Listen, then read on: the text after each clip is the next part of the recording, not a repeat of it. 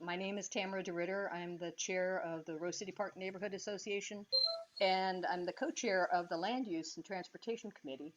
My other co-chair, Kelly, cannot be with us tonight because his daughter is very pregnant, and the baby is like due yesterday, and so he is, doing family stuff. So anyway, I will turn it over to Sharon, and let's introduce ourselves all the way around. Is muted. I'm Sharon Fuchs. I'm a member of the Land Use Committee and have been for about 6 years. And I live on Sacramento Street, 61st in Sacramento, and have lived in my own home for about 35 years. And I used to live in the Cully neighborhood. So I had some concerns and I joined to put my mouth where my concerns were.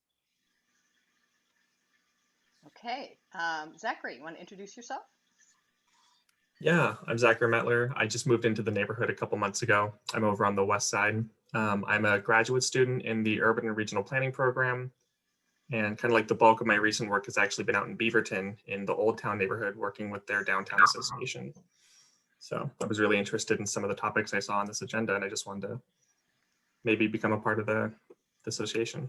Oh, that's great. Wonderful. So you live in the neighborhood? Yes, I do. You do, okay. Yeah, I'm a graduate from PSU as well in the urban and regional planning. So go MERPs. Go planners. David, you want to introduce yourself?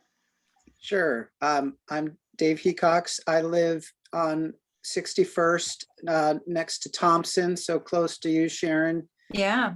And we've lived here for 15 years. And the reason that I joined the meeting tonight is my understanding is there's the street that goes in between the golf courses going to become a one-way.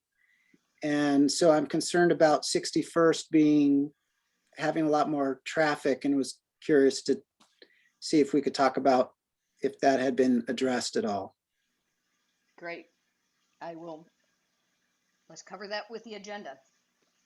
Okay. And Richmond Secretary, you may want to change your name there, Heather.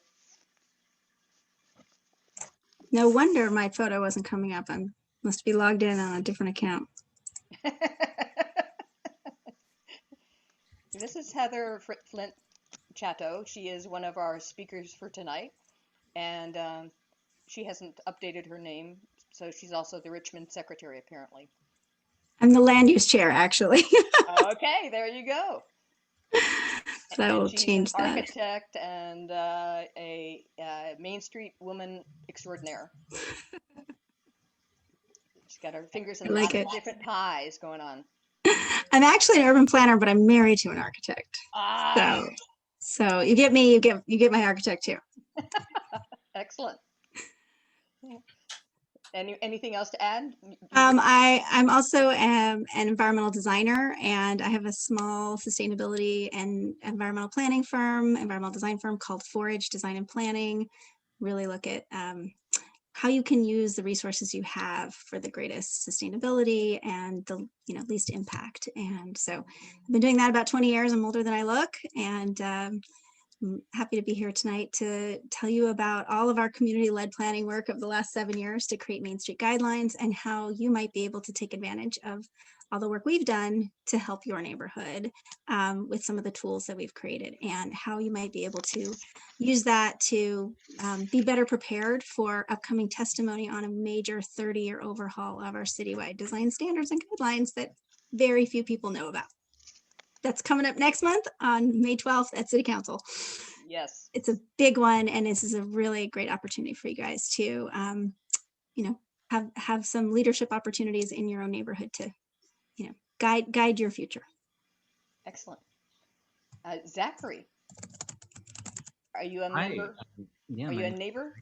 I am a new neighbor. I'm like the other Zachary. We've got an explosion of Zacharys in the neighborhood. Just live on the southwest corner of Rose City Park, and are very new to the neighborhood, just a few months. I'm a pedestrian bicycle advocate and have a just a little child, and we like to ride our bikes around and be on foot and say hi to all our neighbors and do all that.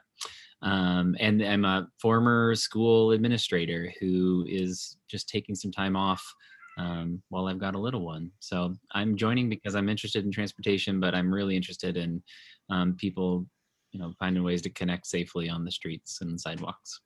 Great. Mhm. Thank you for joining us. Thank you for having me.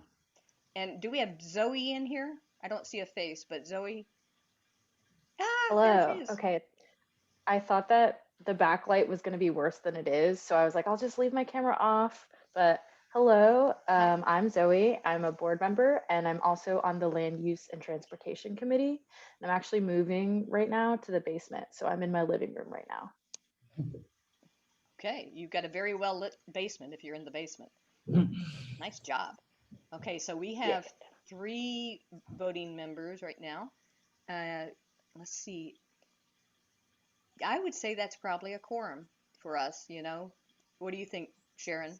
Yeah, I'm gonna Typically we call have Terry just in case he didn't, something happened here. So, Okay, yes, I think we do have a quorum, but I'm gonna step away and I'm gonna call him.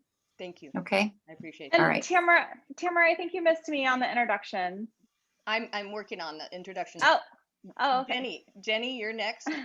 Sorry. Sorry. I was just making sure we had a quorum so we can continue recording. Okay. I'm Jenny Lyman. I'm on the Transportation and Land Use Committee. I live at 63rd and Halsey on the corner, or no, 63rd and Broadway. Sorry. I don't know where I live, but I've been here for I think about 5.5 years, and yeah, I joined the committee last month, right?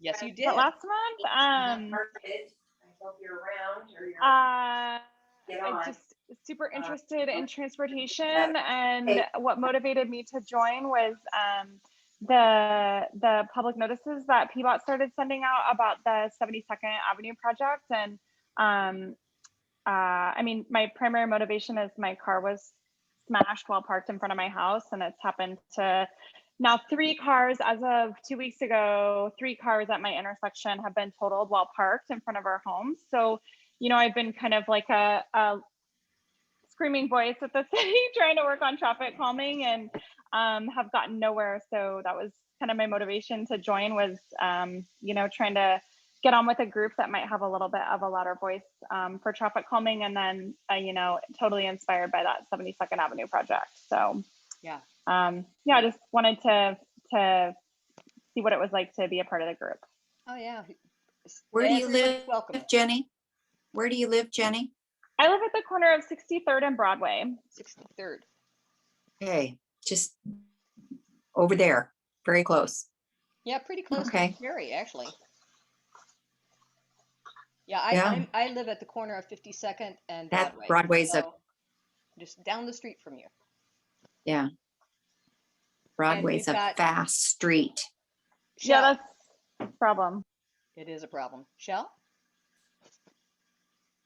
Okay. Jenny disappeared again. Sorry, my name's Jules. I don't know why. I guess I'm on my daughter Chella's account. But my name is Jules, Hi, and Jules. I'm sorry. we live on Alameda and 55th, right across from the Asian Vicariate or Vicariate, depending on who you're talking to. And I'm just super interested, based on the notices lately, obviously with the church being for sale, I'm sure it will be developed. I know with the historic registry coming down and the zoning changes and the overlay. So I'm just looking to learn how to have a voice. So maybe that, with the development, I know I can't stop it and I don't have any interest or bandwidth in being a pitchfork brigade. It's more just about how to be part of the process and learn how the end result can be awesome. So that would be why I'm curious about what's happening and how we can work with the church and then pepper in the homeless population. We've been struggling with that now that the church is vacant. So just trying to figure out what maybe to do better in numbers to protect the neighborhood. So. Okay. We talked before, Jewel, regarding the Vicariate and the traffic. Are you the realtor?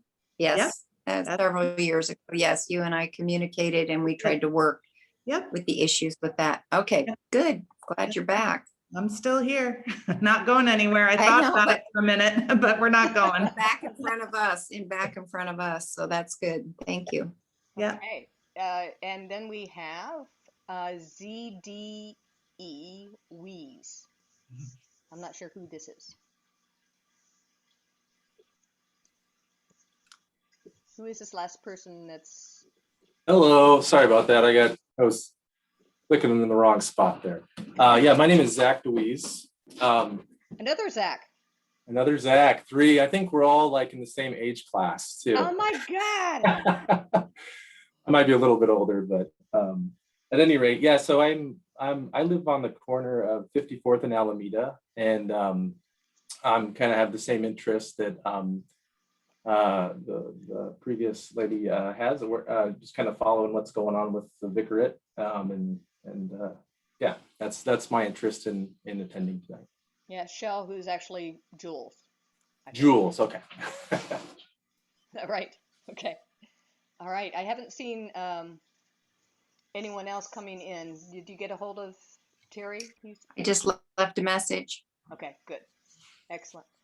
All right. Well, let me go over the agenda real quick, and we may want to change that.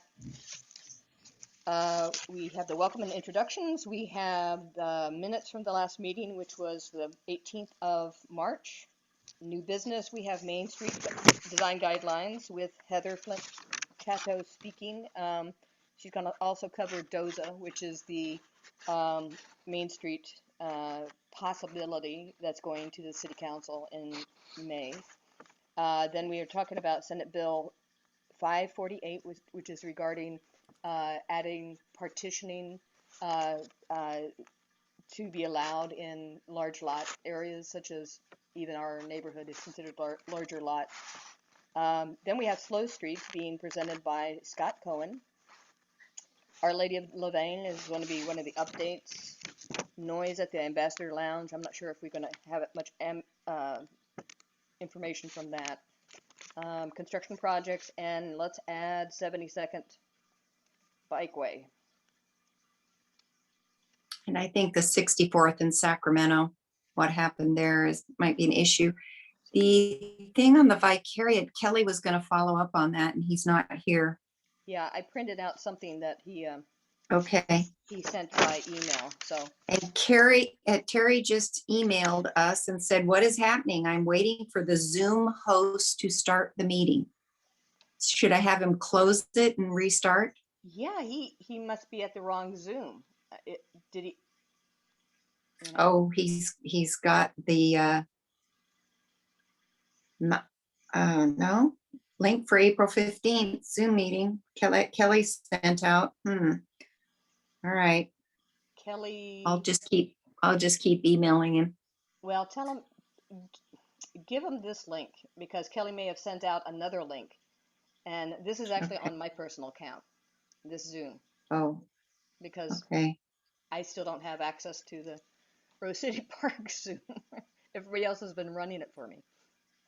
Oh, all right. Okay. So, my apologies. All right.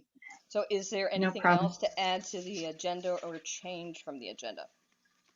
Did I say 64th in Sacramento? You did. You got that? Okay. I've got that in there. So, with those changes, can we accept the agenda as proposed? I am in favor. All in favor, say aye. Aye. All those opposed, same sign. Boom. Okay, we got it. Thank you so much. So let's go ahead with the minutes. And has everyone had a chance to review the minutes? Yes. I think it's just you and I who are part of that. I don't know. We had a couple folks from Jenny was there, right? Oh, yeah, you're right. You're right. Yeah. Oh. I read them. They're good. There as well. I also read them.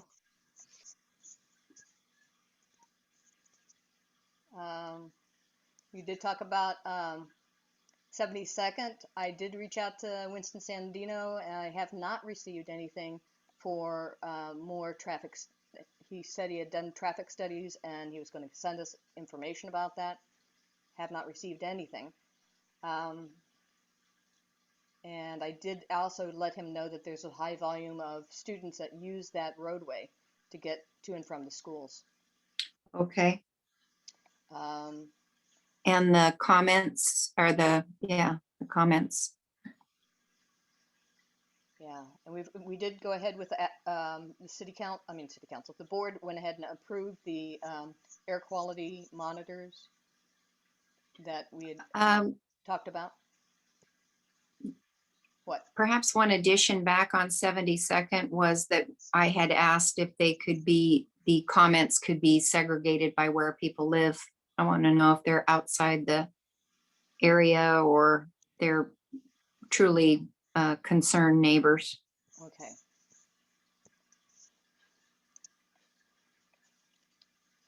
Under 6A Under 6A. or C, yeah.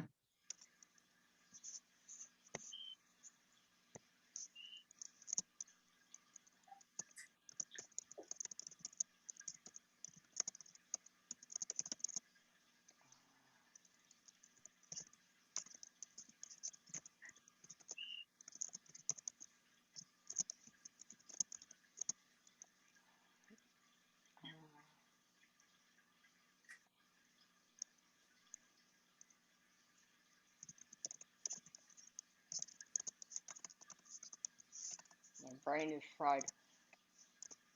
All right, I'm trying to email Terry at the same time I'm listening.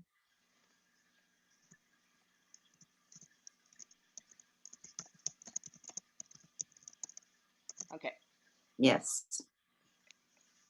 Correct. What's that? Okay, and all right, then we had Greg Bourget from Portland Air Quality speaking to us, and the board went ahead at their last meeting and approved to go ahead and I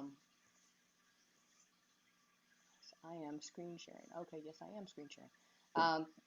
Approved 2 monitors that are going to be placed near the crematorium that's at the end of Pacific Street. So those of you who don't know, it's just down the street from the Albina Head Start and Fraser Park. So Fraser Park is at like 902 52nd, and Pacific Street, as you go west, dead ends into a crematorium. So that has caused some problems in the past. And yes, Jenny. What's it called? Which crematorium is it? What's the name of it? It's called First Call. I'm having trouble picturing it. Okay. Yeah, they keep a low profile, but periodically they have incredible billowing black smoke, usually at night, and very few restrictions on what they are allowed to put into the air. So it's a pretty nasty thing we've been watching for a while and trying to get better regulation. You know, they were supposed to, contact us for expansion. They never did. And so, what do you do? Does anybody have like cameras pointed at that? How do you monitor, like, how do you know that they're spitting out black smoke at night? Does somebody have their like household camera on it or something? Well, actually it was captured on Coin TV by one of their reporters. And they were wondering what is happening, And that was during the day. That was during the day. That was during the day. Burning bodies. Right. Yeah, grandma. There goes grandma. Yeah, my mother was probably cremated there. Okay. Yeah, and people could smell it. Yeah. And would see while they were riding the light rail, could also see emissions from the stacks. Yeah. And then we had a vote on tolling. I have to get that letter out. It was approved by the board to support PVOT's position opposing that bill. Basically, PBOT wants to make sure the money that is generated by tolling can go into the cities to help mitigate some of the impact. And that would include vehicle as well as bikes and all these other things that could be impacted by through traffic.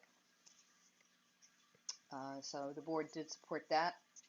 And then we talked about the Rose Lane project, and we got questions for that. Asian Vicariate, and that was it. Okay, any other changes to the minutes? Do I hear a motion to approve them as written? I'll motion. Okay, motion. Do I get a second? Jenny says, is that the second from Jenny? Okay. All those in favor say aye. All those opposed, same sign. Okay, it has passed. Thank you. All right, so I can stop sharing the screen. There we go. All right, that has passed. And one thing that is missing tonight is someone to take minutes. Oh. Just realized, because that is normally done by Kelly. The nerve of him I leaving. know, having God. a baby. Yeah, God. be a grandfather the second time now. He's getting a grandson Man. this time. Wow. So Zoe, could I lean on you to take minutes for us? Yeah, if I can just like type it on a Google Doc and then organize it later, I can do that. Yeah, absolutely. It's all good. Okay, we'll make sure we don't have anyone in the waiting room. Nope, everybody's good. Yeah, Terry keeps saying he's trying. Okay. Well, next we have Heather Flint Chatto is going to give us a update, and I am trying to figure out how to share my screen with you, but I'm not quite sure how. So what you can do is at the bottom where it should have a green share screen button. It does. And so if you, there might be a little option. It's the second option. I think this allows multiple participants to share. If you it should say that, but it click says, on it. It says optimize for video clip. It says share sound.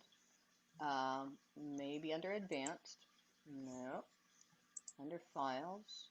So are you clicking on the Zoom window itself? I am. I clicked on share screen. Yeah. But there might be a little option without there even it clicking. is. There's a I little got it. carrot. Yes. I did. All right. I did All it. right. Awesome. All right. So I've put some links in the chat, and we'll refer to these as I go, but I want to just let people know that they're there. So when you need them. And then I'm actually going to, I guess I'm going to share my screen. Hopefully that looks okay. So that you guys can see the whole thing. All right. There we go. Okay. So about 7 years ago, feels so long, we started to see a lot of new development happening in the neighborhood. And having been a government planner working on redevelopment and long range planning, I have been a longtime supporter of infill as a sustainability strategy. And understanding trade-offs about density and design, our urban growth boundaries, I was generally supportive and excited. And as I started to see a lot of redevelopment happening really fast, all at the same time, I was very surprised that there was not an opportunity for our community to have much of a chance to have a meaningful input in what was happening. So, I've been a longtime pro-density advocate, but the kind of density that's happened on Division it's not bad density, but it just really missed the character cues of the neighborhood, and it kind of has transformed our street overnight. So I got involved in the neighborhood. I had written Main Street guidelines when I was a government planner many years ago. And I thought, well, maybe I can help. Maybe we can bring people together and create Main Street design guidelines, create what's our common vision, what are our goals, how do we work together? And so we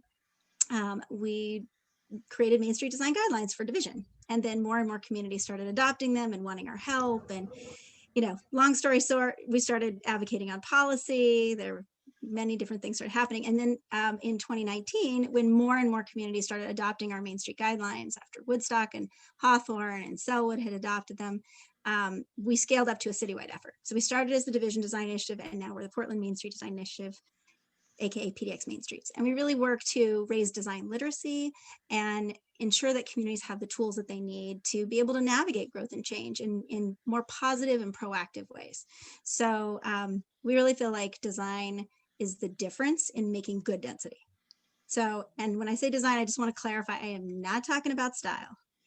It's really nothing to do with it. It's all about building pattern and form and materials and maintenance and energy efficiency and livability, all of those things that fit into the bundle of design. So one of the big questions I have is, are we really guiding our citywide vision with sufficient care and community involvement? Are you getting a voice? So are we being thoughtful about what's special that we want to keep and what do we want to change? And what are those patterns of our place? Portland talks about these pattern areas. Like we have these 5 different pattern areas, but we actually have another pattern that I think is missing from this big citywide project that's happening right now called DOZA, which stands for the Design Overlay Zoning Amendments. You don't have to remember that. No one will, because it just goes over everybody's head. It's not a great name, and it doesn't really describe what's happening. We're actually updating our citywide design standards and our citywide design guidelines. So design standards for the design overlay and then citywide design guidelines. So this other pattern area that I think is missing is this Main Street pattern area. And we have where many cities just have one Main Street, we have this incredible collection of these streetcar era Main Streets that are, I think of as part of our sort of identity as a city. So that's one of our patterns that when you look, you start to see the same design patterns on all of these Main Streets, on Alberta, on Hawthorne, on Belmont, on Division, on Montevilla, on Sandy. And so, you know, that can help be a guide for future development to fit in, regardless of style, regardless of height. It can really be an important element.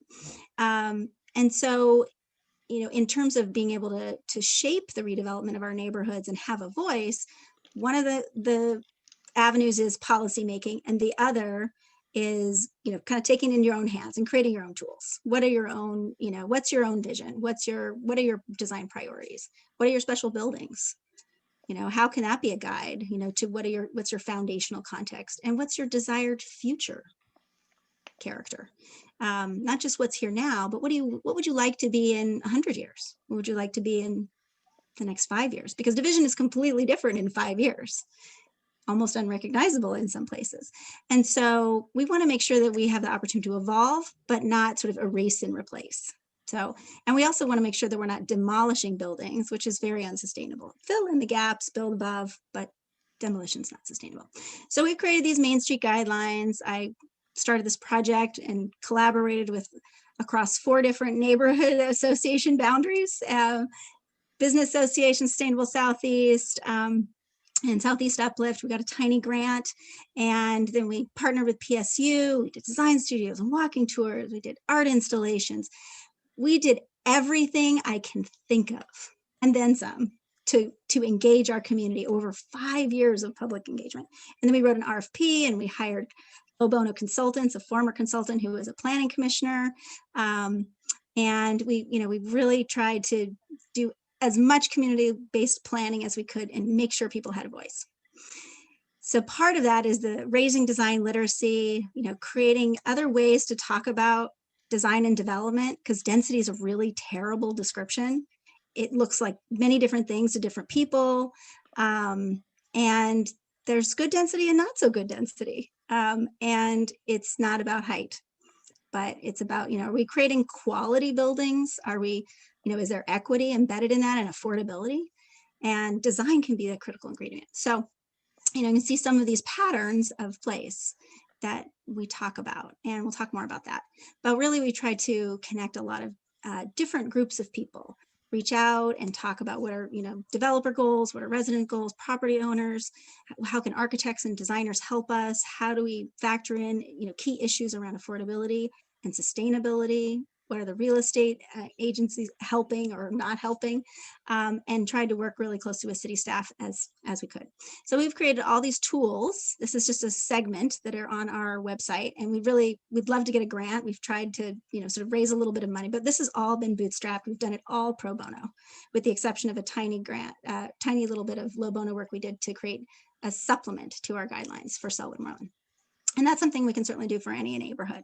And we're just here to help support you. And you're so lucky that you have some planners here tonight, which is great.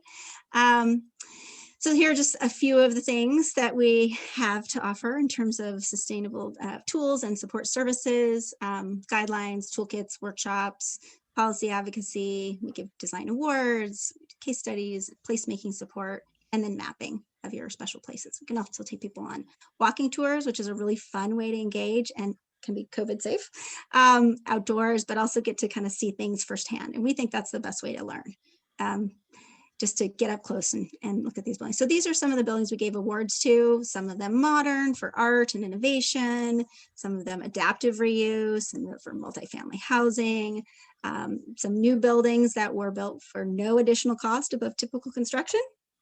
Look, probably someday will be on our historic resource inventory. But we like to celebrate the new buildings as well as the old buildings. And we love preservation as a sustainability strategy, but we also like making really good, innovative, green new buildings. But the challenge is that we're growing in some ways and we haven't grown in others. We don't really have the tools that we need for the volume of growth that we've had.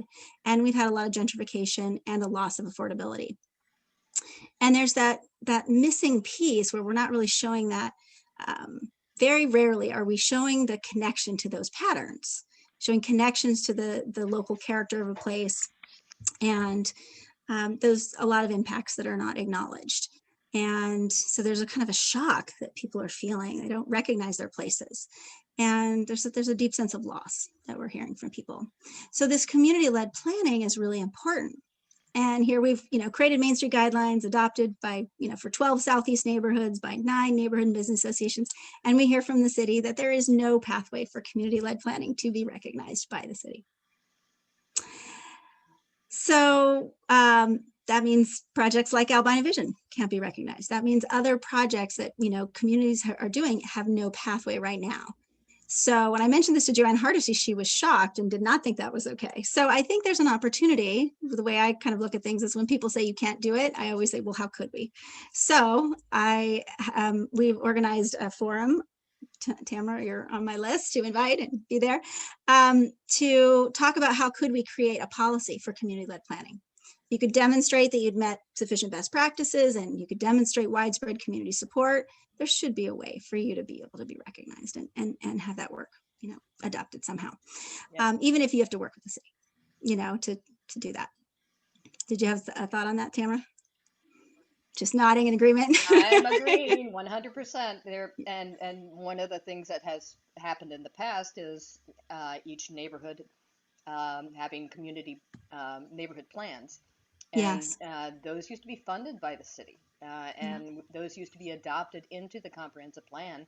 And then the planners would look at these things and figure out, okay, we need to have a bikeway. What do they say about bikeways, or things like that. So, yeah, it's that is missing.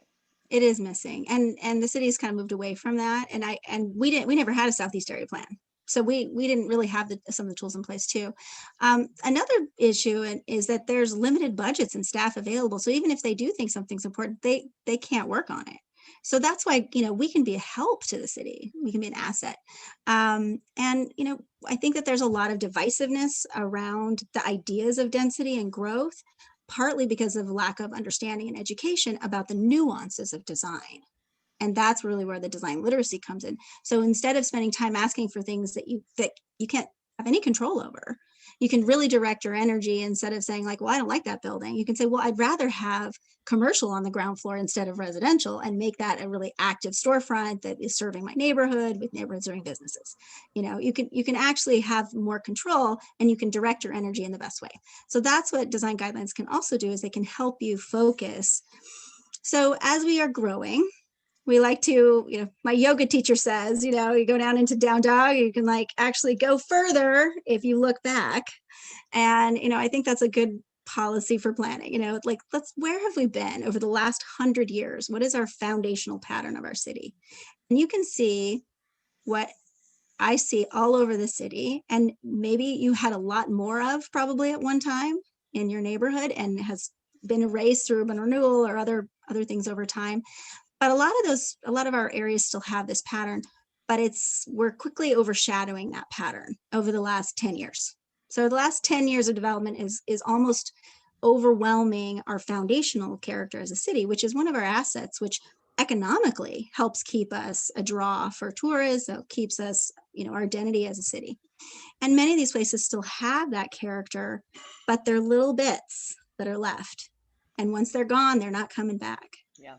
And there are many neighborhoods. Many of these areas were the downtown before they were, you know, assimilated into the city.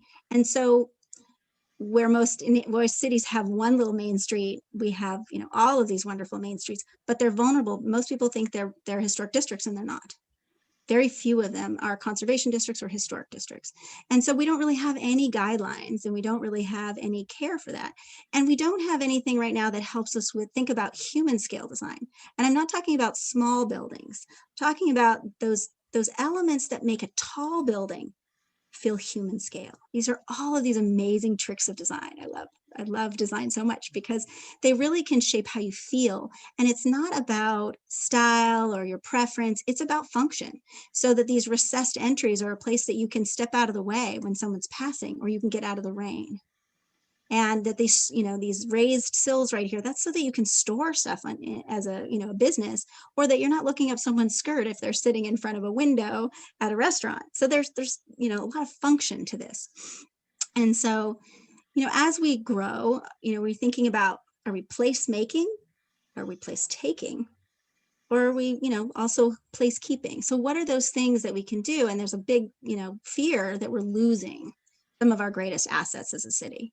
And so we like to think about well, what can we do to honor the things we love and celebrate those and care for them, but also make better places that fit local identity and character and your goals. So how do we do that, but also add the amenities that you want that make all of our city have 20-minute neighborhoods? That's a big equity issue. We're over-resourcing some neighborhoods. Density can have a lot of those benefits, but it can also, you know, if we're sort of hogging it all in one place, you know, we're not then sprinkling it around so more people have access to jobs and services and walkable amenities. So we want to make sure that we're sort of sharing the benefits and the burdens across the city. So this is Division. It's quite a different place than it was. And it's not about the density, but there's a certain sort of flatness to the buildings. Anybody else have any observations of what they notice in this picture? Looks like a canyon. Ding, ding, ding. It's a wind tunnel. That's all it is a wind tunnel. Many people use that same term. Actually, it's interesting. And there was a presentation that the city made at the beginning of their mixed use zoning process where the consultants came out with a drawing like this before this had even been built. And they talked about lack of spatial hierarchy and, you know, feeling boxed in and, you know, sort of maxing out the floor area, you know, potential. And this is what it looks like. So without good guidelines, and again, you know, like this building right here is actually doing some of the right things, but it's missing a few things too, you know, and, you know, these balconies, they could actually project from the face, right? So these are, you know, extra materials that's just extra cost. That's just for show. That's extra material that could have, been used for other things. But those balconies actually could have helped break up the mass of that. That could have helped differentiate it. And a lot of these buildings in our main streets were not built by architects, but by local craftspeople that were demonstrating their culture through their craft. And we're underserved for art on the east side. So a lot of these buildings have a lot of art in them. So as we have this new citywide DOZA project coming forward, one of the values that they espouse is build on context. And I love that. That's a huge piece of our guidelines, but I think they haven't really gotten it right yet. There's a lot of good things in it. I'm not going to, bash the whole project, but because that's just not my way. I don't do that. But I also want to say that I think that are these values reflecting the results of these goals? Are we evolving or erasing and replacing? And you guys can see yourselves there, so I'm going to minimize that. So what I want to point out is, the opportunity that you have right now to use a tool that we have already. So we started writing this for division, and then we started realizing that there are these common Main Street patterns all over our city, and these common characteristics that really could work for any Main Street, whether it's in Portland or another city. And so it's an opportunity, if you would like, to consider joining many of the other neighborhoods who've adopted the Main Street guidelines. And we would, you can just use them yourself. It gives you a little bit more guidance, the terms when you don't know what to say, and the pictures if you don't know how to describe it. It also can provide a framework if you did want to also then document your own special buildings or identify the key sites that are likely to redevelop and set some proactive goals. So we would encourage you, if you would like, to join us in adopting the Main Street guidelines, and that would also potentially give you more opportunity to advocate with the city. So what is your local identity and foundational character? I'm seeing some really lovely Main Street patterns here. You've got those little raised articulated roofs right here. You've got Main Street storefronts. It's common on all these little buildings. You've got a lot of natural materials, brick, stucco, wood, and stone. Most of your buildings are 1 to 2.5 stories. And then you have something called the base middle top. That's a real common pattern. So it's the base, and you got this middle band right here with a lot of windows. That could be much taller. The middle might be tall. Then you have just this little articulation. So that's the base middle top, and you'll see it all over the city. Used to be in the code, and now they've taken it out. So you also have cut corners. So the building right here on the right actually has a chamfered corner, a 45-degree angle. And the reason of some of those, not only do you have the street that's kind of, coming in at an angle, but oftentimes if you're coming around a corner, then you're not running into somebody else around a sharp point. So there's another functionality to it. And you often have this bilateral symmetry, not always, but the buildings sort of are balanced on either side. That contributes to harmonious design. And then you also have these upper story windows that are in these paired groupings, and they're vertically aligned, usually horizontally and vertically. These may seem like small things, but these are the patterns, right? So it's not about style.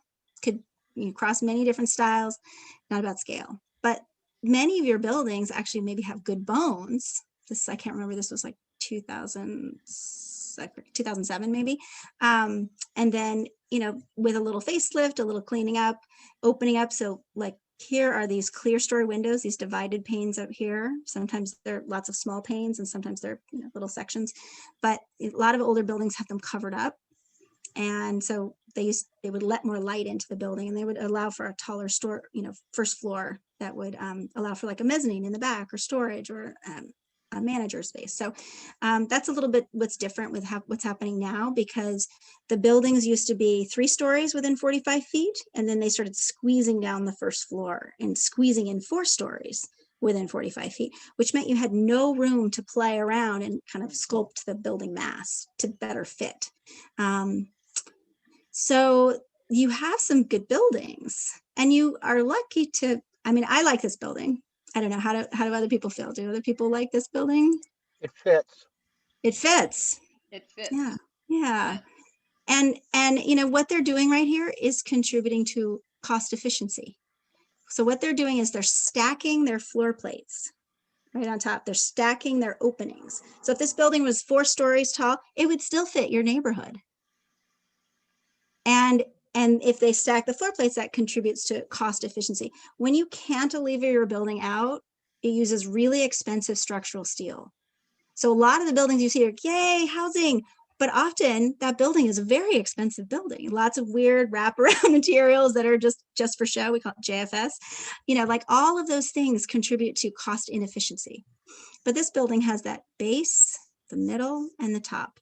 It's when you do these kinds of simple, what they call farmer's logic architecture, it leaves a little more room for what Walsh Construction has this great white paper on cost efficiency for affordability. And they talk about, how when you follow these simple traditional building patterns, right, whether it's old or new, it leaves a little more room in the budget for joy. Okay, let So me that's, interrupt you here. yeah. The question we have is, what action are you looking for us tonight, if any? Yes. So I would like to invite you to consider adopting the Main Street guidelines for your neighborhood, for your commercial streets. You could do it for Sandy, you could do it for other streets, but to consider that. And I would never want you to take that action tonight without enough community review. Yeah. But I would encourage you to make a recommendation if you felt like you liked that. And then you could have that on your general meeting that's coming up, which happens to be in time before DOZA. So I think the link that was posted was maybe an older version. So I put a link in the chat to the new version and with its new name, right? So just because it was done for division, there's only a couple pages that were about division, and we're going to move those to the back. But so just to finish the slides, I would say all those patterns that I talked about that are in your neighborhood, they're all over the city. Same patterns all over. And so these can give you a good guide for developers and architects. It gives you, so we can advocate on DOZA for Main Street standards, which are missing. That would be the other action I would ask for you to consider design guidelines, potential adoption, and then also consider advocating for Main Street standards. So, right now those pieces are missing. And so you might just get a free for all. And so I, have a couple slides to just show it's not about the density, but it's about the, are we picking up on those patterns? This tall building would be very similar to this. It could fit in, but you could also have a modern building that could relate. But the differences are, they're relating to like that consistent material on all sides. They're not doing that here.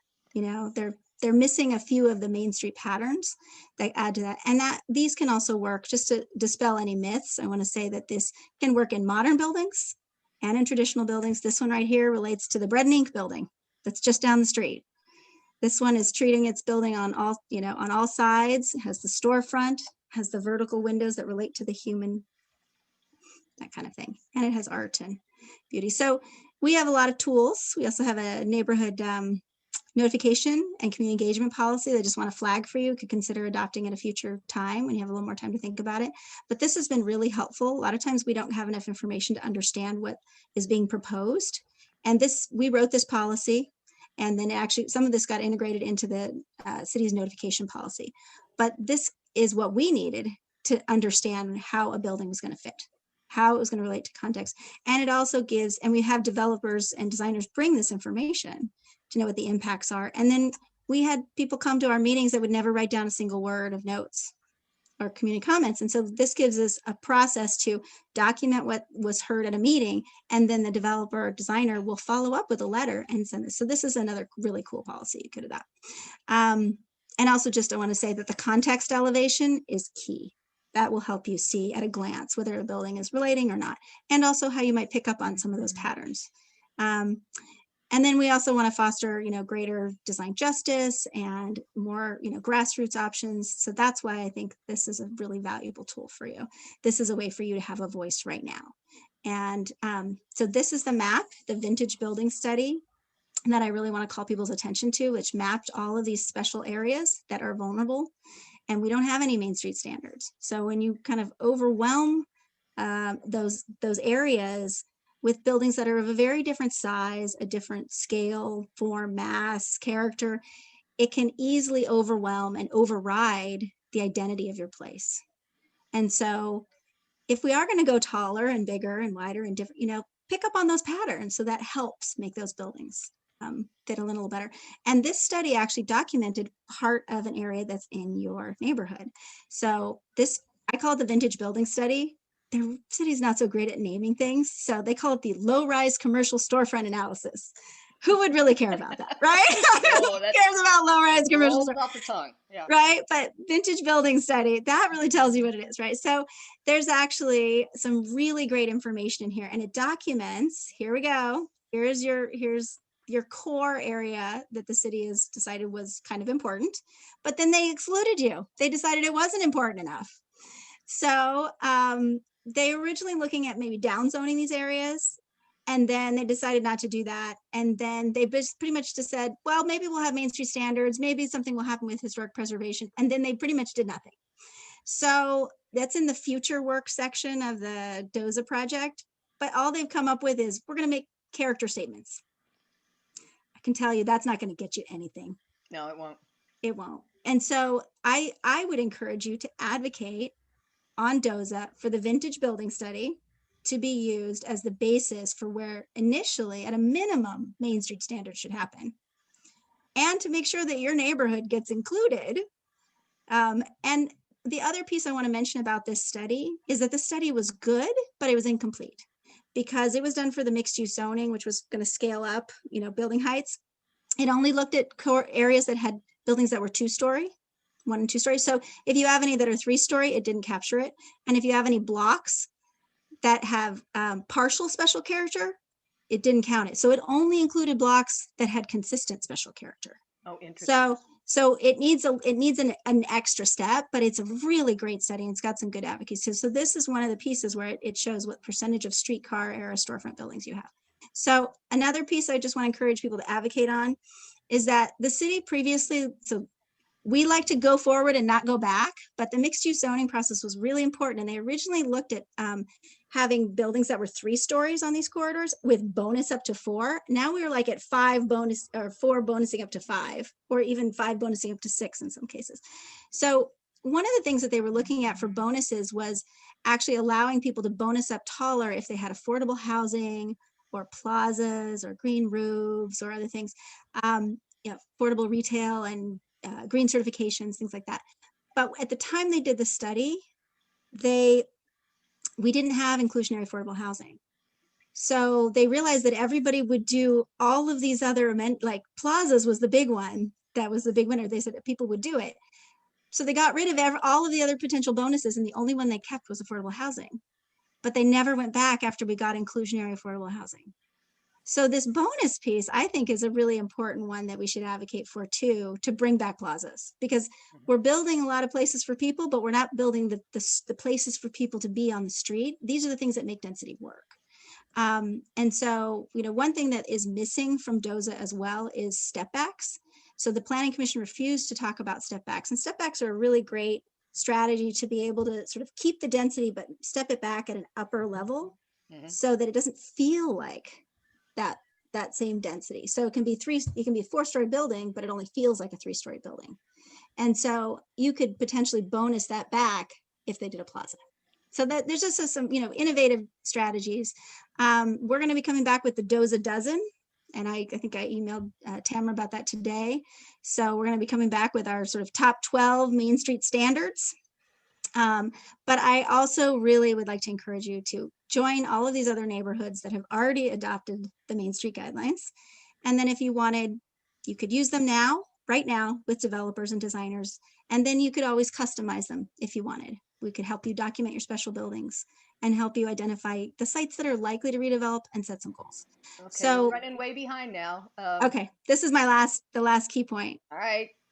So the really big one is that the city has set the design commission review threshold at 75 feet, which will miss all of our main streets. So we feel like we should at least have parity with downtown, which has 45 feet.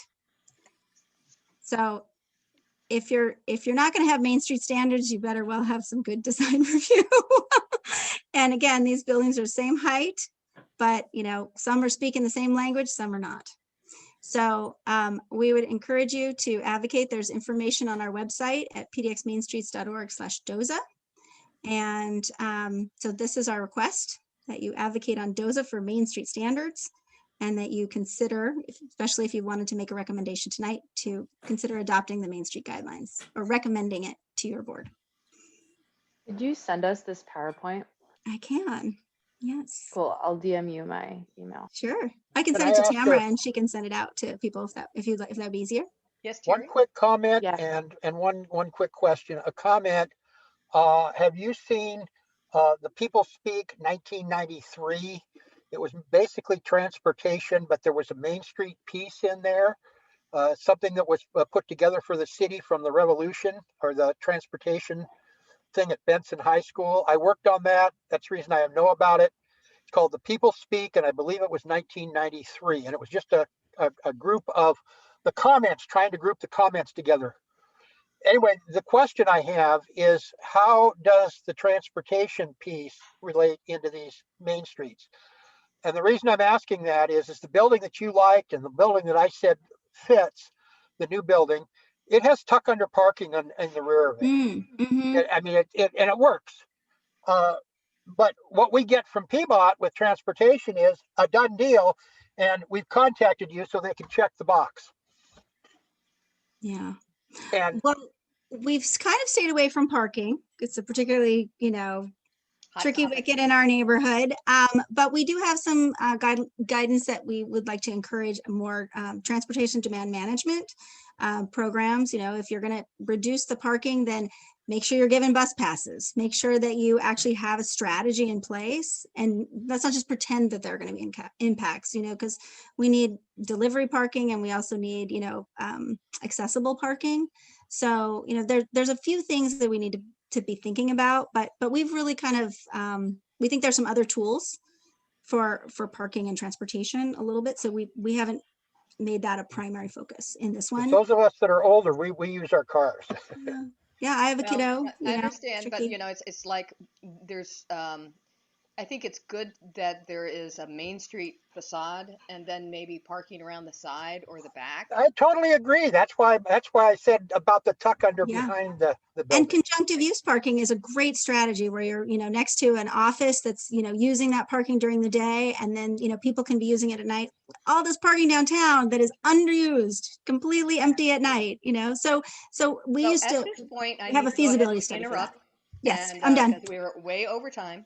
And at this point, I would like to entertain what you think we should do. I do think maybe a recommendation to the DOZA folks would be appropriate, as far as to advocate for the vintage building study, and also saying that should be a basis for Main Street standards Where they should apply. where they should apply. Mm-hmm. And that, if they're going to have the whole idea of bonuses, since we've got infill required for low income, that the bonuses should include plazas and step backs again. Mm-hmm. Mm-hmm. What do you think, Sharon? Is that a motion? It could be.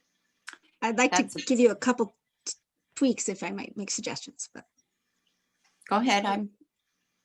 I would encourage you to advocate for Main Street design standards in DOZA, because standards are where the rubber hits the road. Everybody has to go by standards, and that where they should apply is the vintage buildings study as a minimum. So that would be one.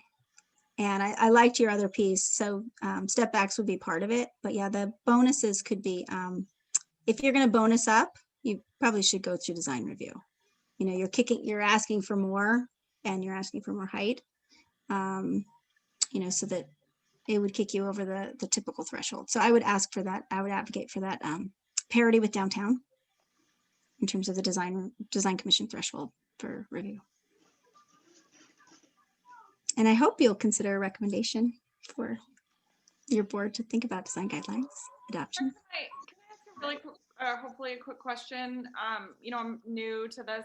How does maybe it's not a quick question, and if not, you can just tell me to shut up, but how does the neighborhood association enforce this? I don't understand that. We can't. So what we do is we have on our Main Street Guidelines page, we have a letter that we send to developers and designers, and we let them know about it. So that's a template that other people can use. What?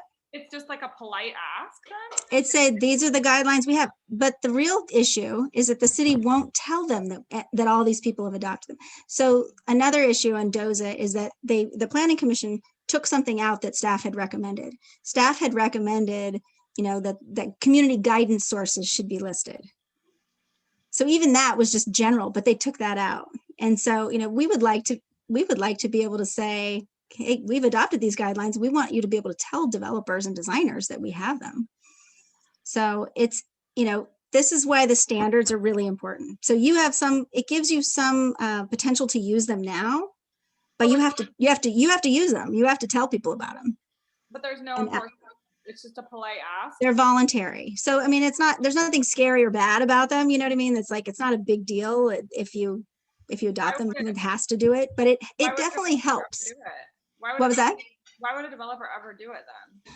Well, because they know that they're going to get through the process faster. They're going to have, it gives them greater ability to know what the community's goals and priorities are. And they're more likely to do it because of that. So I've seen voluntary guidelines work like mandatory guidelines, but it also it's an advocacy tool even for a designer. If a designer has a maybe really crappy client, and it gives the designer and say, oh, this is what the community would like to see, but it works in a lot of different ways as a tool. Yeah. So it gets you a lot closer to your goals. Did that help, Jenny? That's why we really have to fight for the standards. Yeah, I'm not into adopting the design guidelines tonight. I think we need to dig into them and no, I wouldn't ask you to. It's not appropriate to. Yeah, you need time to. We would never do that because that's just not how we roll. So with those changes as a polite amendment by Heather, do you second that? I do. I second the motion. Okay. So we got a motion and a second. All those in favor of getting a letter and a presentation maybe to the city commission, which is city council, that is going through this DOZA process, I think in May 13th or something like that. May 12th. 12th. It would be a recommendation by this committee without having to go through the board because we don't have time. The board's not having a meeting at the early part of May. Oh, shoot. It'd be great if it came from your committee. It would have to come from the Our committee. committee can speak for the board when there isn't amount of time. Right. So Can you I clarify? just want you to be very conscious of, what this motion would be. Can you clarify the motion, Tamara? I will do my darndest.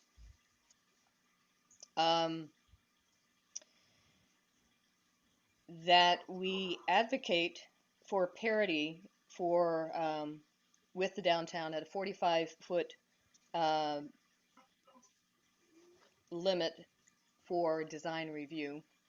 Threshold.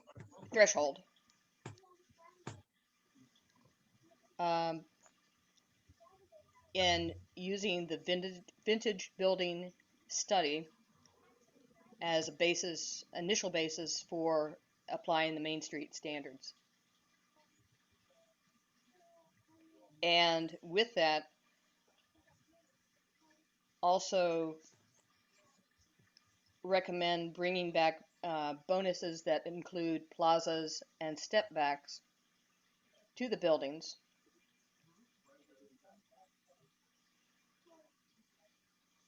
I think that's everything. Is that correct? Yeah, it's good. I would just flip your vintage building recommendation to advocate for standards first, and then where would be the vintage building study. Okay. I'd share that those may be wonderful recommendations. I just don't feel like I have the background or the knowledge to make a decision after a 35-minute presentation. And maybe there's folks here that do have that, and I would be interested in hearing more from you all, because to me, it seems like a classic example of like making a decision without really digging into the information. Can I say something here?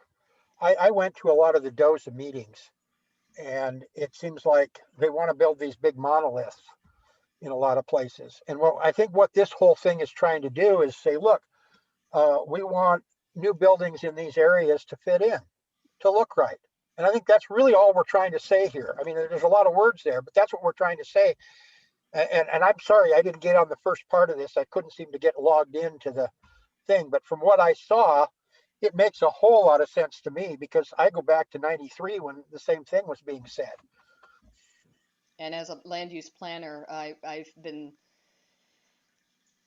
lived in this neighborhood for 30 plus years. And I have also recognized the major changes on division and what they've done without having any real grasp of pattern language of the existing structures. Everything from setback recessed windows to, you know, having space for people to step back away from the walkway so people can pass. There's a lot of different language that is transferred from one building to the other, at least in the existing older structures. And so I'd like to make sure that we have that, especially along Sandy Boulevard, which is supposed to be a community corridor. And we want to make sure that it's pedestrian friendly. That one intersection is huge because there's a lot of traffic that goes across there, pedestrian traffic, and we want to make it as accessible as possible. And I just wanted to clarify, I think you're totally right on, Tamara. And I want to just share Zachary. You know, we're not asking you to adopt our design guidelines. So really all we're saying is there's something here that's unique, that's distinct. It's something that is part of Portland's identity. And it's something that we care about, and we want to you know, guide it with sufficient care. And this is what we notice all over the city. So I have a feeling after this presentation, you'll go around and you'll start to see it. People tell me it's like putting on a pair of glasses, and they suddenly see it everywhere. If you check out our Instagram, there's like a little Main Street Minute where one of our volunteers made a little video where you can see the Main Street patterns. And again, it's not about style. It's not about making things look old. It's not about making things small.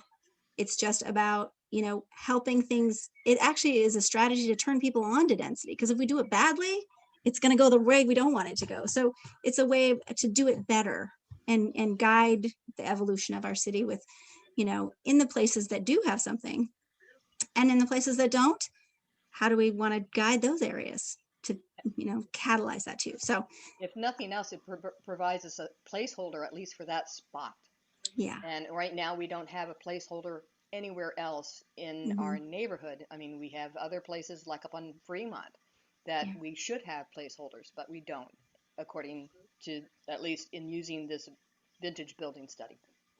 Yeah, and there are other areas close by you too that you could advocate for too. That you have a little bit of distinctive character in those areas, but you also have areas that are toothy and interspersed with some special. So we, you know, one of the great things you could do as a follow-up is start to identify what is your foundational character. I showed a few examples, and so all the Main Street patterns that I showed, you've already got them, and some new development is already doing it. So you're lucky, because that can be a guide, and you can say, we like this one, that feels right, or, you know, we like X, Y, and Z.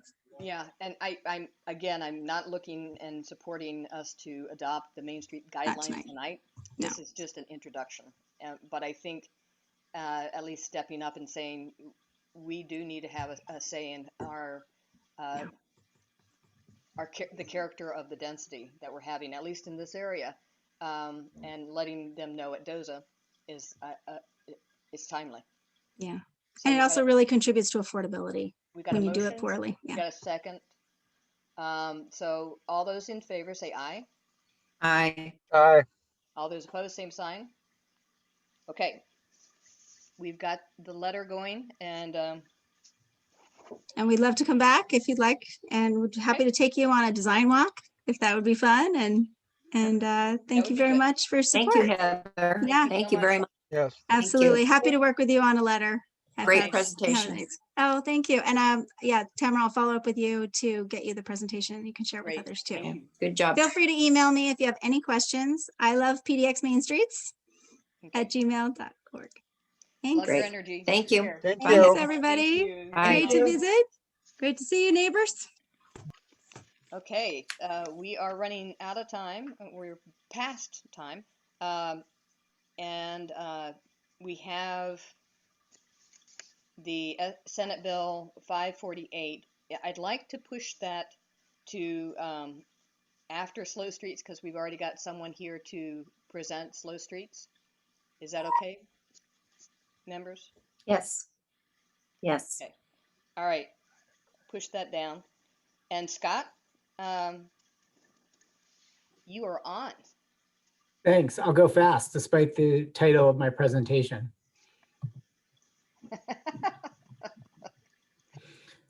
Well, good thing I'm not in stand-up, huh? Yeah, it's true. Yeah, I'll stick to government. I Um, laughed. You just couldn't hear me because I was muted. Oh, that's right. Yeah, everybody's on mute. That's right. I forgot. I got a roaring laughter. That's it. That's what I'm thinking inside. Thanks for having me tonight. I work for the Portland Bureau of Transportation. I'm leading our Slow Streets program, which is one of our 3 main responses to the COVID-19 pandemic. Along with our Safer Busy Streets work, which is expanding pedestrian space on crowded sidewalks, predominantly in East Portland, where the sidewalk areas are narrow and the streets are fast. And our Healthy Business Permit initiative, which is the free permits for businesses to operate in the right of way, all the way from the big plazas, that have streets closed down to just, 5-minute loading zones to help, get customers in and out to keep businesses moving.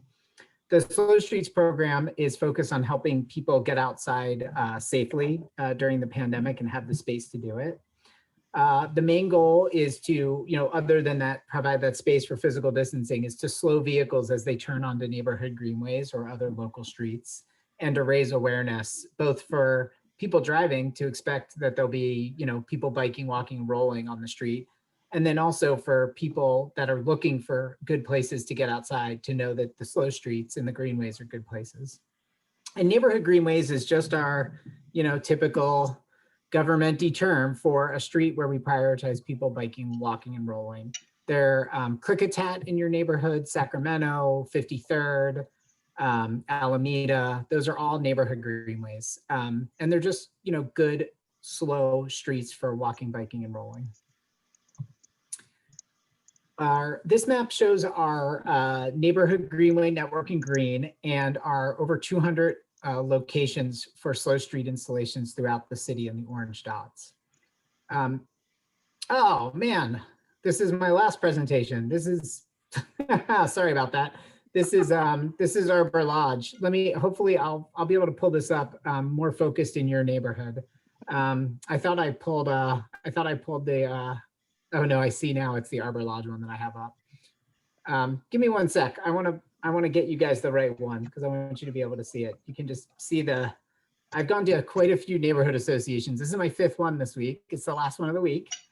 And I'm going to another 4, I think, next week.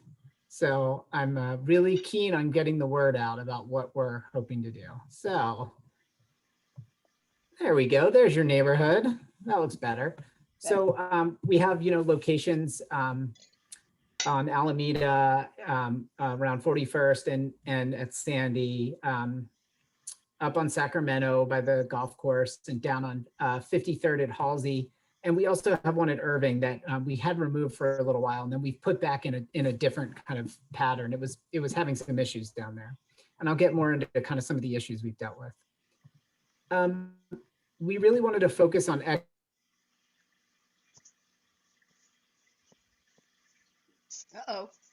areas of the city where PBOT is deemed to have a higher need. So PBOT has created what's known as we call the equity matrix, which is takes demographic, income information, things like language spoken, and other inputs to create a rating from 0 to 10 for that census tract, 10 being areas of higher need.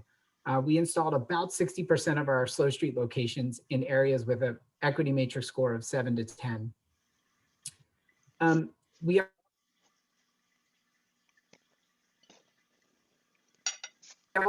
ask people, how is this street working? And with our 823 safe number on there, we've received over 1,000 calls or emails to the 823 safe line.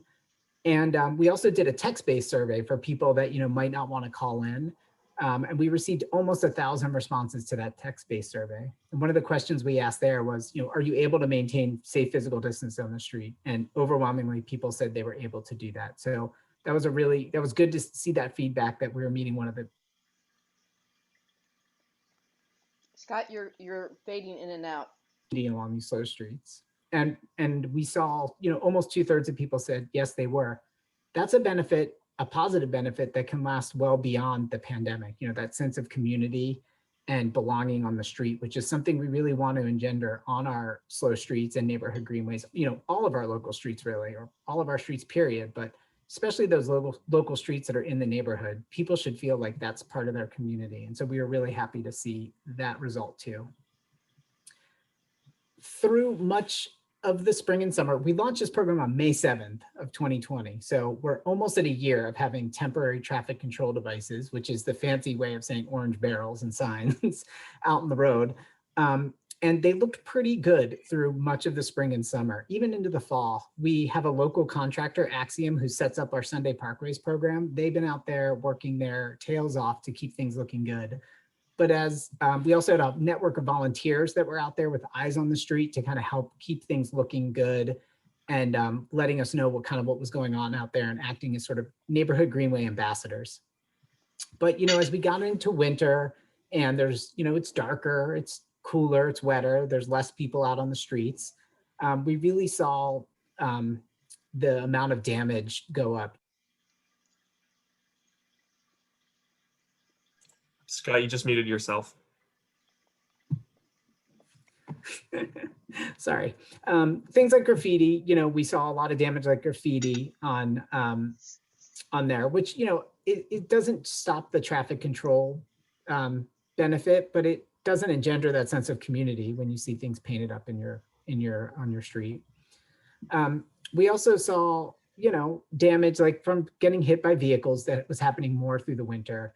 Intentional damage by neighbors, just taking things and tossing it aside. Wow. And then, some people just hiding things away from us. We found lots of our equipment back behind this building. This was in Southwest. But so as we kind of look to see what we could do to help keep this program, keep these benefits, especially as COVID's happening, we looked to what other cities were doing to make their installations more resilient.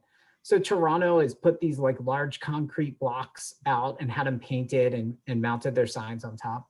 Oakland had planters built and had artists that actually lived in the neighborhood design the art and the signage around those planters. And then San Francisco went a little bit, a little leaner and, not quite as fun, but, pretty effective, low maintenance. And, the sign is very visible and obvious what to expect on that street. So we wanted to take materials that we're really familiar with here and use them. So this is kind of like a photoshopped design of what we're anticipating installing. We're going to be using 4-foot concrete planters with 15-mile-per-hour advisory and shared street signs installed on angles on them. This is what they'll look like when they go in, but we're hoping that, this is can be adopted by neighbors, if they want to, and we can add artwork and plants and other kind of things in there to really kind of help bring that sense of community to the streets. These are the locations where we're planning on adding those resilient, more resilient materials. The Alameda and 57th one is might be a little bit of a question mark depending on how conversations go about designs around changes for the Rose Lane project, which I talked about with April Bertelson a couple of weeks ago at the general meeting. But at Alameda and 41st and 37th and Fremont, as well as 53rd and Halsey, and questions still about 53rd and Irving. But we are looking at all of the locations in there to install the more resilient installations. So permanent is what you're talking about. Well, they're not permanent because they're not poured in concrete, but they are, they can last a really long time. I mean, we're not Well, planning, we're not having a shelf life. We're not saying like after 1 year, we'll pull them out. So it's indefinite, but it's not permanent because they are very movable with our maintenance equipment. But they're not just for the pandemic. The slow streets started in order to allow people to get out and move and be socially distanced and use the street as a place to walk, correct? Exactly, yes. So we're envisioning this lasting beyond the pandemic. All right, so to me, that's moving into permanency. Okay, sure. So, okay. The map that you had on Sacramento Street, what's the cross street there? Oops. That is at 64th right here where Brazee and 64th come in. The intersection was just recently redesigned to kind of square up the intersection. I don't know if anybody's been out there yet. Everybody's seen it. It's horrid. Okay. Yeah. Were you involved with that? Is that part of your? That was not part of my program. I believe that was a Safe Routes to School program to make the crossing better. Well, there's been a whole change, and this is part of the agenda to bring this up. And since you're right there, I'm just going to say it. The notification did not occur. The house directly in front was notified and one house to the west. Mm-hmm. But a whole huge change happened there without notification to a fair amount of adjacent neighbors, as well as to the neighborhood association. It never came. Yeah. So it is a very dramatic and a very unsightly change for a beautiful street with a beautiful view that would attract bikers to come and look and tourists to come and look. It is really horrible. And it did not solve the problems that the neighbors are concerned of. There are people that come and cut cookies right in that confluence of Brazee, Sacramento, and 64th. So had PBOT bothered to come and interview the neighbors, they could have listened to the problems and could have collaborated on something that would have helped a real problem there. This is like a solution in search of a problem as to what has occurred. So now you want to mention bringing something else in there. Mm-hmm. Hackles are going to go up. I really suggest you do the outreach to the adjacent neighbors and get some input about the issues of that particular area, as well as notify the neighborhood association about this. This just happened on a Sunday. They just appeared and did this work on Sunday. Mm-hmm. And it just looks so shady. The MO was so shady. Well, not that people all disagree with it. It's just shady. Shady. Okay, thanks, Sharon. I just want to tell you the genesis of the project. So it's not like when Fixing Our Streets passed in 2016, we held a number of public events, open houses, where we heard back, including like really school-focused events. We heard back from families that go to the school. I'm not sure which school it is around there because I'm not intimately involved in the Safe Routes program. They said that was a really difficult crossing and that making that crossing better would be beneficial to them. So we've worked to, through the Fixing Our Streets program, which, the first batch just ended in 2020 and we're still doing all the projects. We just worked to build the improvements that they said. So we were taking that input from community. It's a long time from where we got that input to where we did the project, and there probably could have been better notification. Again, I don't know what the notification was, so I don't want to throw any of my colleagues under the bus, but there was a genesis for that project that came from the community. And I'll take the feedback about lack of notification and awareness back to my if it was now coming to the forefront, then that had to be revisited with the neighbors and the neighborhood. I've been on the Land Use and Transportation Committee for 12 years now, and I never heard of the discussion you're talking about. Streets. No, me either. None, And that the whole zero. thing looks confusing. You can see all those posts and it's confusing. Which ones do The you visual, drive between? If I mean, it's just, it's made it totally confusing. And then I had another comment on your concrete barriers. If a Mhm. car runs into one of those, does the city accept the liability? Because you're putting something in the middle of the street. And I happen to know that one of these traffic circles that somebody ran into and was killed on, the city had to pay off a number of years ago. I think it was on 33rd. So is the city accepting a liability for a car that runs into one of these because maybe the lighting isn't very good or whatever? Well, that's definitely a question for the city attorney's office. I don't deal in liability, but these are all analyzed by our traffic engineer and then signed off by our city traffic engineer. So, that I can tell you that, but I don't, liability issues are not where I operate. but it is something, not necessarily liability, but safety of the structure is something that you absolutely consider, and liability will come afterwards, because whoever has an injury, bicyclist, could easily run into something like that.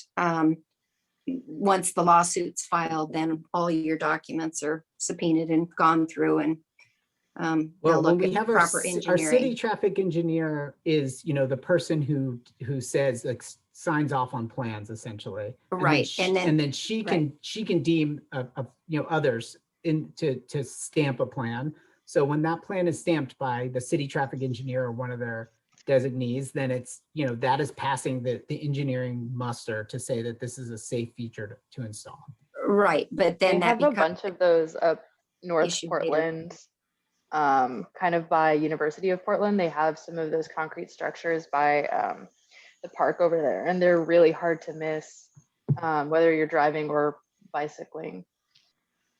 We haven't had any issues with them yet, but I'll let you all in on a little secret. People will sue the city or anybody for anything. So I will imagine there will be something that comes up at some point. But I mean, as far as like a traffic engineer stamping this for a safe installation in the right of way, that will definitely meet that standard. Just a question, in your diagram or Photoshop, where would the triangular bollards be located in the public right of way? I mean, if you have a street intersection, it's a 4-point intersection, where would you put those, like at 52nd and Halsey? Yeah, at 53rd, right. They 53rd. would be, 53rd might be a little trickier. The engineer has not gone through and reviewed that location yet. So the general idea for them to be in the shadow of the parking lane. So you see the parking lane that's kind of here, and they're in that same line of the parking lane, and then they're in front of the crosswalk, and they're roughly centered in between the two curbs of the street that the vehicle or the person biking would be entering. They won't be completely centered, but they will be roughly centered. Well, that particular location has a traffic light, and Right. so putting something like that at an intersection that's very busy is questionable. I just putting it out there. There's New Deal is located at that location, And Halsey won't have any parking when they restripe it.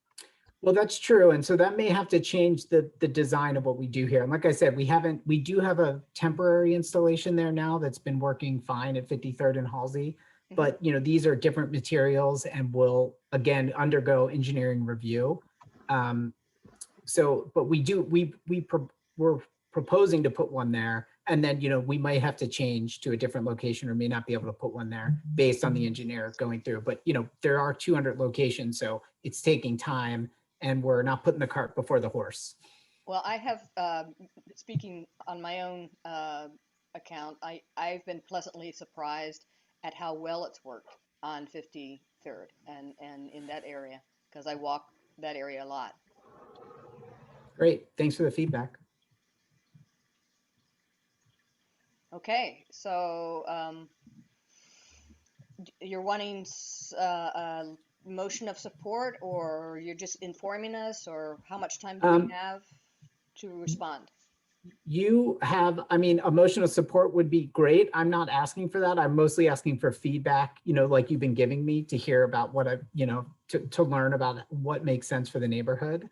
Support would be great if you all wanted to do that, if that was something the neighborhood got behind. And then you have plenty of time. I mean, how long do you need to provide like formal feedback? I would say it would be plenty of time. Okay, well, it'd be good to have a copy of that map, Yep. because we don't have that, and where it Mhm. indicates where things going to be. Mhm. And I think it would be incumbent on us to make sure that the neighbors that are impacted by that, those bollards, were notified. So we'll probably have to do hand delivery of flyers, and then have a meeting with all the neighbors that would be impacted. Why can't Okay. we request PBOT do that? That they do it within 150 feet in all directions of that at each intersection. Could you do that? Yeah, I'm going to send a letter out to any of the properties that are adjacent and on the block to there. So there will be a letter going out. Yeah, but it's going to affect everybody between both ends of those barriers. People to get into their own driveways. Well, this won't block any access to the street. It just means you got to turn slower onto the street. Yeah, but it's still going to be a turning motion that's going to be more difficult to make.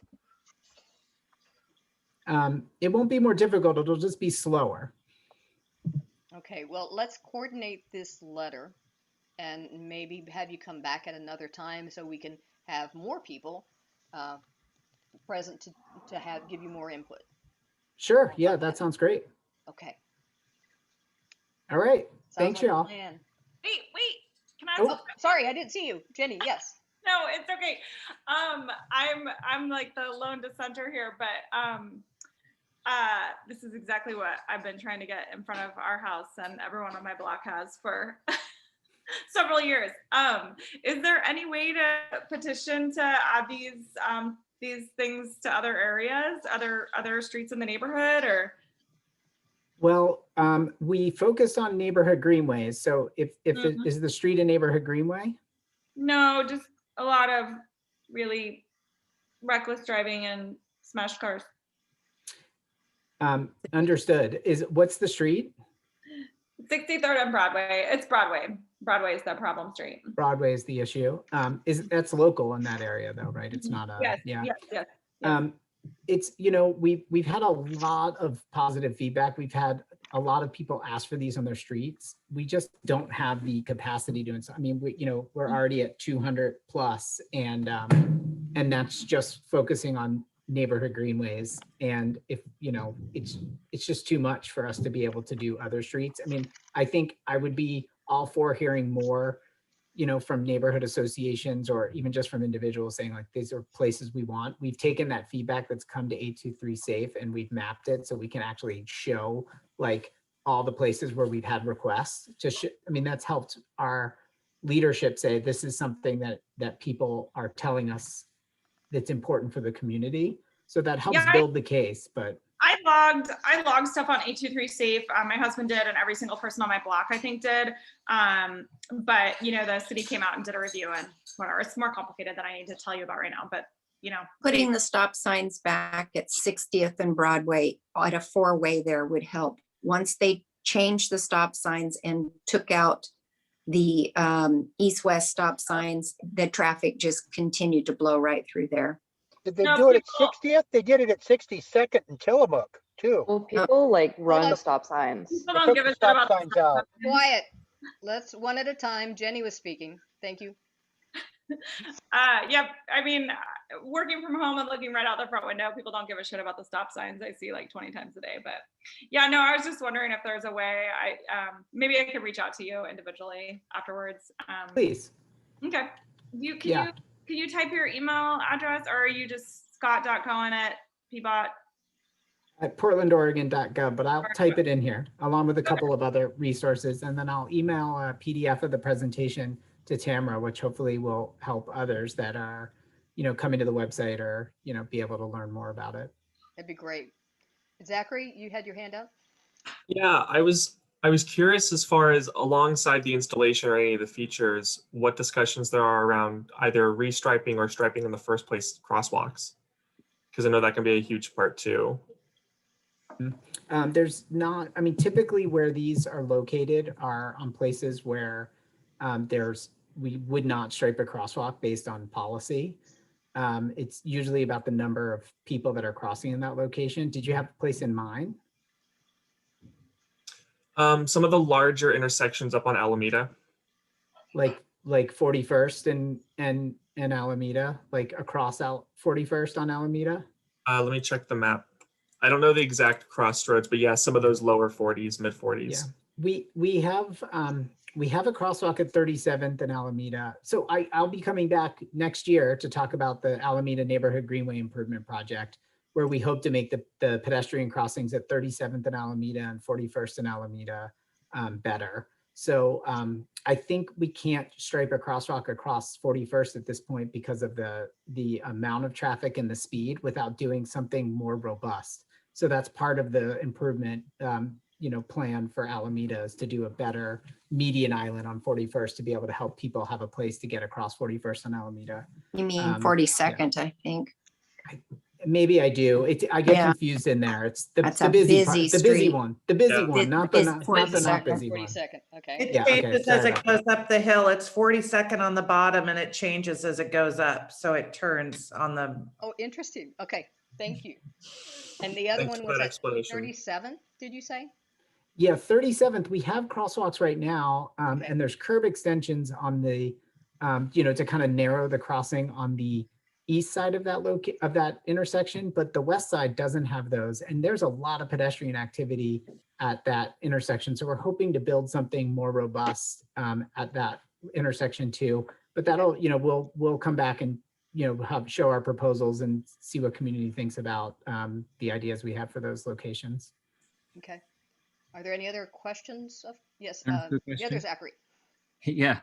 Scott, can you talk a little bit about what the data or the research shows in terms of what's the impact of these on the speed reduction? I mean, is it 0? Is it 10%? Is it 50%? Can you just talk a little bit about what is gained when these are put in? Sure. It's hard for us to measure turning speeds. We do know that, when you can't cut the corner, we've seen other devices we put in, like the left turn traffic calming, kind of like black and yellow bumps that we've put on busier streets. We've seen a significant reduction in the turning speeds onto those streets.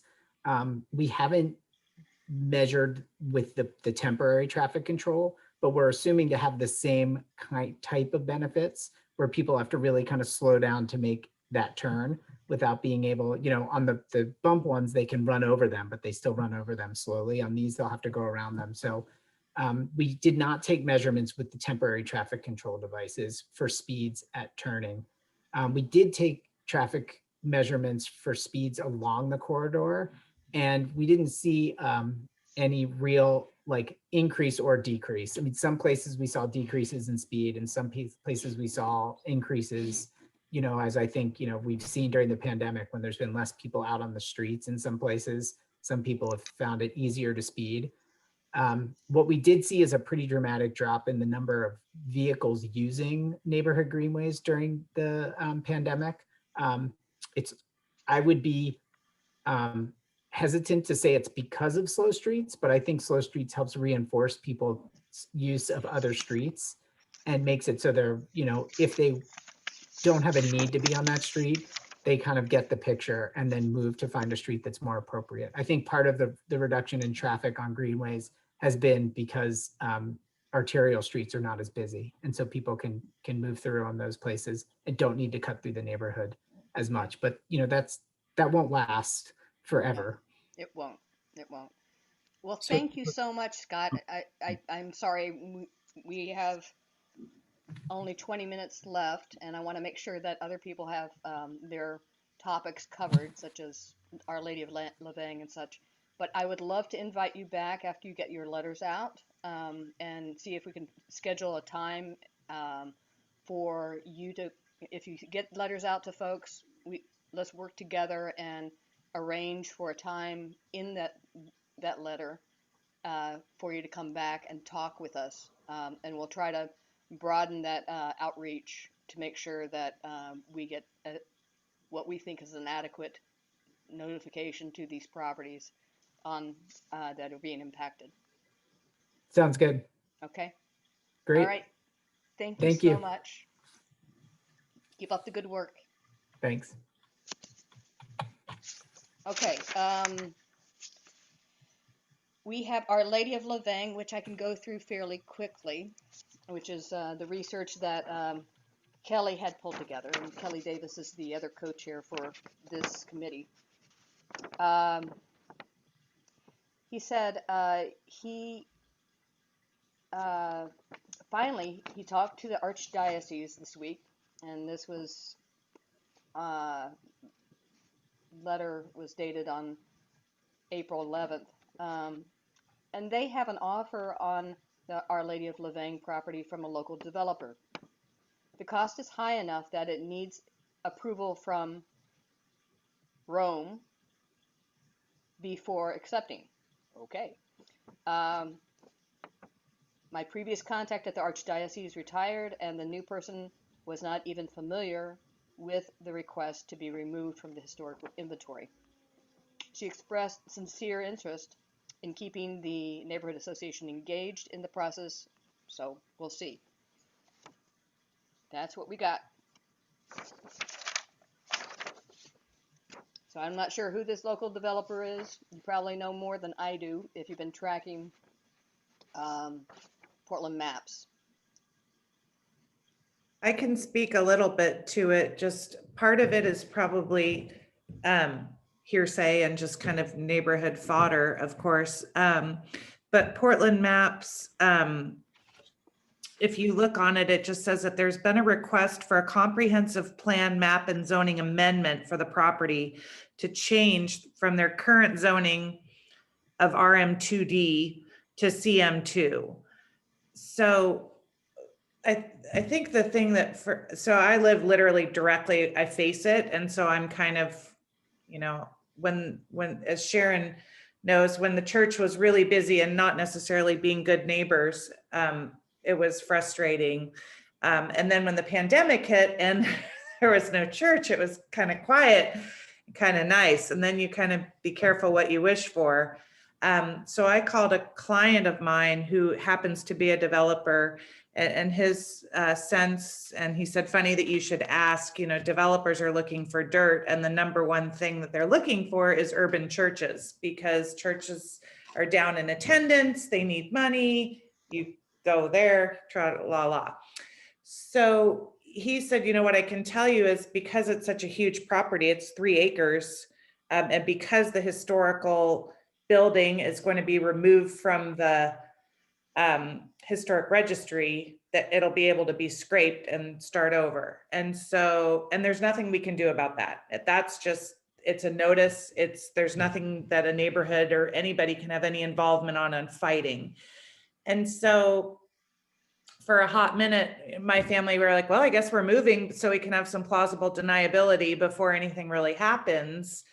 And then we've decided, well, it's too late because you can already see this zoning change and asking for variances. And, you know, I think what I'd love to maybe have is a contact at Lady of Lavang for a couple reasons. One, so that we can at least be in the know, you know, and know what's going to happen. Because maybe there'll be some things that we can affect, like we were just hearing about earlier about what it can look like. And maybe it'll be great, you know, and that's okay living in the city. But if you drive around and look at infill, it's very tough to find, at least that I've seen, where you've got this huge parcel that literally backs to residential. You see it, you know, behind Whole Foods, for instance, all of those on Tillamook are commercial. They look like bungalows, but it's accountants and, you know, that sort of stuff, and tax, you know. Anyway, so how do we work together with them to make sure the end result is great? Because from my understanding of the code, the variance that is asked for could have over 200 units in there. And so then you talk about parking, and then you talk about, you know, what is that going to look like? So I would love to have some sort of way to be at least a voice at the table, and I don't know how to do that. So that's why I'm here. It seems kind of like it relates back to what Heather was talking about with the Main Street guidelines. Because sorry, my roommates are cooking right now, but yeah, because it's a historic building, and if they're gonna demolish it and then put up apartment buildings, because I live on Wisteria, so I'm like actually just a couple houses from you probably. Yeah. And so I'm like, if they put a big apartment complex there and get rid of all that green space and stuff, then I mean, it's like a parking lot, but there's some green space in there as well. Yeah, and I don't think we'll have any luck. Kind of to Jen's point, like, is this just a polite ask or is it a rule? You know, and we'll have no impact if we come at them with pitchforks and just, you know, no development. Good luck. They're going to steamroll us. But if there's a way to have a voice about maybe no balconies on the back, or maybe light pollution, or maybe a 4-story instead of a 6-story, like Heather was talking about, you know, I think it would be good to have those conversations, or at least have just an opportunity to listen and maybe add some input. Well, I can tell you, if they are actually going to do a zone change and comprehensive plan change, you will have a chance to talk at that meeting, because that would have to go through the planning commission, hearings officer, and the city council. Yep. And it would be very public. And those are legislative in nature, so a lot of stuff could come out, and information, historic information, should come out. Yeah. I don't know if they just used the zone that it is, which is residential, what we could have in the way of commentary, because again, a lot of the residential is outright allowed at this point. But they may have to go through design review. They have a way in which you could go through, and if you meet all the criteria, you don't need to have public meeting. Right. And if you have any variance, you have to go through a public meeting. So that's their design review. Yep. So it's catch as catch can, but as best we have is this contact with the Archdiocese. And as soon as we get more information, we just forward it to whoever's on our list. And if you are a member of the committee, then you will be on the earliest list. Okay. I should But probably really, committee. all they want to do is sell it. They have purchased, that's it. And so, you know, once that deed has been signed and turned over, they don't have any control of what is going to be developed there. They've already purchased, what, $38 million for their new church. They need the money. They want the money. It's got to happen. And so there is going to be nothing except working with the neighborhood association with a polite ask, with neighbors, with the developers. Some are more gracious than others. Some just come and say, you know, we don't have to be here and we don't have to listen to anything you have to say. We're just here for one reason. We've done it. We're checking the box. We're leaving. Others take notes and say, oh yeah, maybe we should think about solar panels, or having an electric plug for an electric vehicle in the one garage that we're going to have in a 6-unit building. You know, some are more amenable, but once it's done, it's done. They don't have to ask if they don't have to. They don't have to. Well, Zachary had a question here. He asked whether or not the church is going to own the land and hire a developer, or if they're planning to simply sell it, and they are planning to simply sell it to the developer. Okay, that's what we got. Wish I could give you more information, but you're welcome to join us anytime, and we'll try to make sure that you're on our list of people to include. If you put your information in the chat, Sure. I'll make sure that we have you on our list of interested people along Alameda. And is there, that's perfect. Yeah, that's perfect. And then is there a contact for the church about that what we're running into lately? It's been 3 times in the last 2 weeks. Homeless camps are setting up there on the parking strip. Okay. And we don't know who to call. You call the one contact piece, and since it's not my property, I can't call. And the priests that live next door, there's a language barrier. They don't know what to do. We emailed the church, the neighbors that have the contact information, and it came back, a week later saying, again, language barrier. And so I just feel like with it happening so frequently now, I just would love some sort of like, okay, next time it happens, who do we call so that they can call? Okay. Because as it's for is that sale. what Dawn's working on? Sorry? We have a board member, Dawn, and he was working on a list of alternative resources that folks can reach out to for these kinds of situations. And he emailed me pretty recently about it, but I don't know where he's at on that. Okay. Okay, what I can do, Jules, if you put your information in the chat, okay, then I can have Kelly contact you if he can provide you some contact regarding what's happening on the site. Okay. Okay. Yep. Thank you. You could also All right. ask them what they need, the houseless folks over there. Or Don could help, possibly. Okay. We've got just a little bit of time left. 7 minutes. So and Tamara, yes. I had one thing I would like to say. I attended the Roseway meeting 2 nights ago, and I just wanted to say, when you give me a little bit of time, how that could affect us. Okay. Let me go through the Senate Bill 548. Do we want to say anything about that, or personally, I think the fact is if the residential infill is allowing 4 units per lot, and this allows those 4 units to then have their own real property, I think that's a good thing.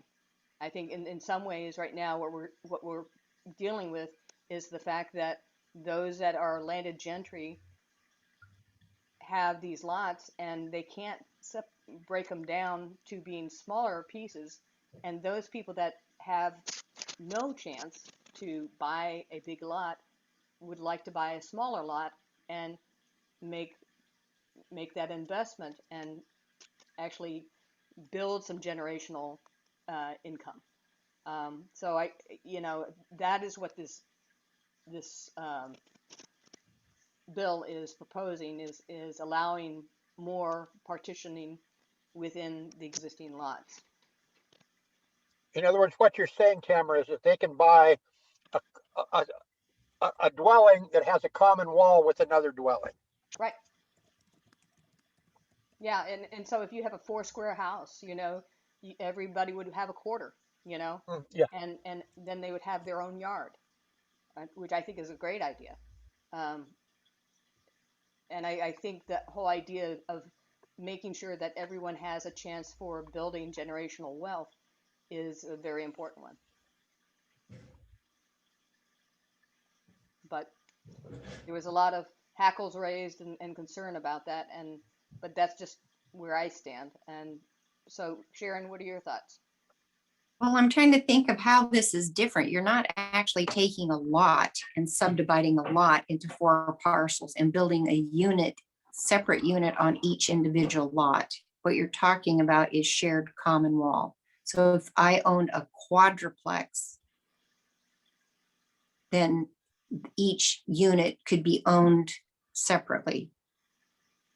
Right. And how do they work out the contractual agreements should a leak happen in a common wall, and who pays what? There's plenty of case law about that. Case law about that. HOAs and home HOAs probably. Yep. Yeah. Okay. If it's already allowed to subdivide, why would you not be able to own? Yeah, it's what this is proposing is allowing the subdivision to occur now that the density is there. Okay, if we can have 4 units per lot, this would just allow each unit to then own some of the property instead of being a condo. Where somebody else owns the underlying land. Right. Yeah. Right. That makes sense. Okay. All right. Terry, you had some other things that you wanted to. Yeah, I attended the Roseway meeting, or at least the first part of it, Tuesday night. And it was about the what they call the Cully Connector on 72nd Drive, which is the bikeway from Sandy to Killingsworth. And I thought there was going to be more on the other side of Sandy, but there wasn't. And the two things that I wanted to bring back to us was the intersection at 72nd and Sandy. If you're on 72nd, you're only going to be able to make right-hand turns possibly onto Sandy westbound, but onto Fremont, and the other from the south only onto Fremont, and the left turns off of Sandy are going to be gone. So it's going to create more traffic within the neighborhood streets. That's number one. And I don't know if that's going to affect us, except for possibly more traffic on Fremont.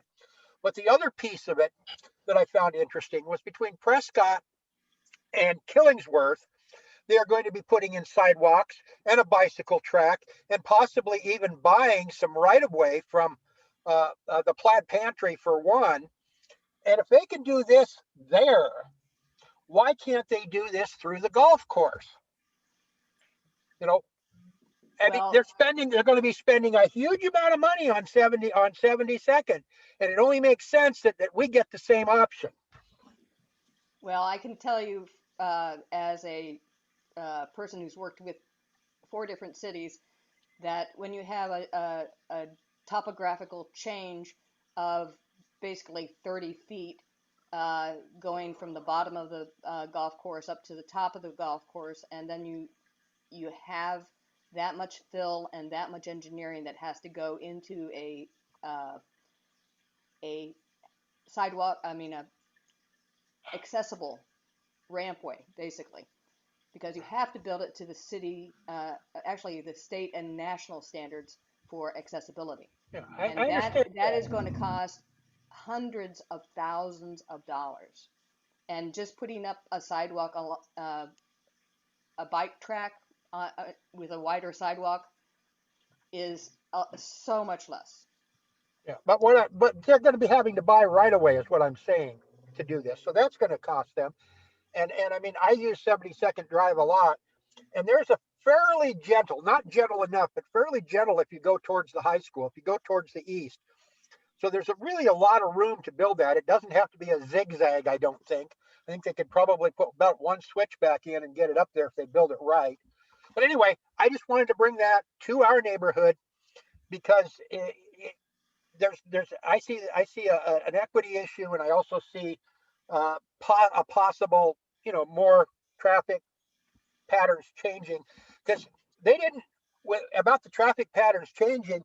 I mean, the guy that was there that was making the presentation for people, yeah, traffic patterns are going to change, and and people were concerned about the streets that they was going to be on, like 73rd and whatnot, and we're getting the same thing, with some of the stuff that's coming in here. So that's all I wanted to do, is just bring all of that to you. Thank you. Well, there are several people here who wanted to talk about 72nd.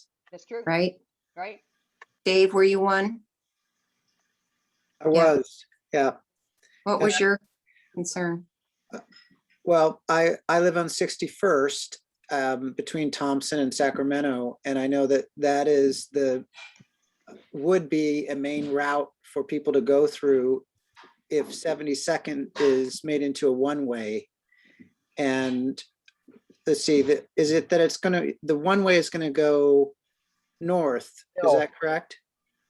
It's gonna go down the hill. It's gonna go down. So we'll get a lot of traffic coming up the R hill to the north. Mhm. And, you know, I saw on Scott's map that 61st was a proposed greenway, which I wasn't aware of. I don't know if that sounds right to you guys. Yours is gonna be one way up the hill That's what they're saying. if PDOT has their way. Okay, It's Yep. going to become a bikeway. 61st is going to become a bikeway from Halsey as they cross Halsey and head north and then go up Snake Hill. And we tried to divert that. We didn't think that that was a particularly safe route, but it went unheard. Yeah. and just to confirm, you're saying it will, they are going to make it a one-way going up the hill as a bikeway. And what was the concern about the safety then? Well, it's steep, sharp angle, and narrow on 61st from Halsey to the bottom of Snake Hill. We thought 62nd would have been a better, and tried to encourage to come up to the park and maybe have a bike ramp up from along the stairwell. One, the park could be Bike utilized as a rail. Bike rail. and a bike rail, yeah, a trough, I think it's called, to bring the bikes up. But And that had its own hurdles because it did, yeah, it did, it did. but And then they we weren't, said they weren't having it. they weren't having it, and then we said, you know, then if it's not 61st, I mean, don't do 61st, go over to 60th, it And needs they help. said- They have their other problems. 60th needs some help with traffic calming, and putting in a bikeway would have been maybe a way to kill two birds with one stone. Yeah. Didn't work. The hard part is, like, you know, probably about 75% of the cyclists can't make it up that hill without walking it. Snake Hill is just so steep. Yeah. Um, Has there ever been a talk about having any speed bumps on that then, if it's going to be a bike lane? a speed bump on a hill on 61st, those don't really work well together. Okay, well, I guess I meant on the lower part. We just have people, you know, they from Thompson, once they hit the hill going up, they floor it, and Yeah. you know, people like to use that as kind of the snake as their little raceway. Gotcha. Yeah. Yeah, they do. And Todd was that's- involved with the discussion. Todd Kennedy, I think yeah. I don't know if I don't know his last I name, but he interrupt. lives on Kennedy. the corner there, Yeah, he bottom of lives. Snake Hill, and the person that lives on the top of Snake Hill was involved with the conversation. Bob Lubinos. It's Yeah, you currently know who they are, Sharon. 9:04. So we're a little bit over. Yeah, we're Yeah, running okay, a well, little bit over. To do Right Dave, now. do you know Todd? I do. Dave, He lives right next door to us. Yeah. Okay, well, Yeah. I'm happy. I'm right up, very close to you, so happy to And- have a conversation. That actually is a very interesting idea about putting some speed bumps in that lower area. Thank you for Okay. bringing that up. That's a very good suggestion. It's a good suggestion. And Well, we are thank now you. 5 minutes over. And I'd like to close us in time, even though we're 5 over. So do I have I just want to thank everyone for joining us tonight. It's been great to hear from every one of you. And you're welcome to join us anytime and let us know if you want to join the committee. And I'd like to hear a motion to adjourn. I make a Okay. motion to adjourn. I second and third it. All those in Okay. favor? 4th, 5th, 6th. Aye. All right. Good Sorry, night. I was late, Tamara. I couldn't get in for whatever reason. I'm so sorry. The link that Okay. Kelly Good sent night, me everybody. just kept spinning. All right. All right. Thank No you. talking, Terry. Thank Bye. you. Good night. Bye. Bye. Bye.